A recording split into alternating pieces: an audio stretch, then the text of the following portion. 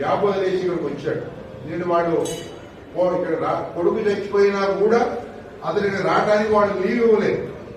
సొంత కొడుకు చనిపోతే లీవ్ ఇవ్వకపోతే అతను పాస్పోర్ట్ కూడా వద్దని వదిలేసుకుని వచ్చాడు. వచ్చి మన సోదరులు ఎజాజ్ వాళ్ళ అన్న హుస్సేన్ మనం తీసుకెళ్తే కొట్లాడి 5 లక్షలు మనం గ్రాంట్ అడిగాం. ఎట్టి పరిస్థితుల్లో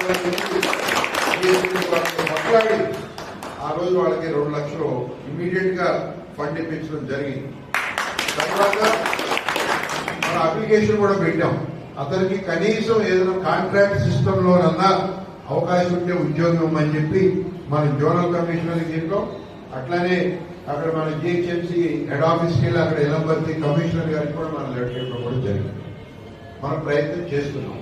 కాబట్టి సోదరులందరికీ నేను ఒకటే చెప్తున్నానే, కాంగ్రెస్ పార్టీ అంటేనే మన ముస్లిం సోదరులకి అండగా ఉండే పార్టీ మీ అందరికీ తెలిసింది.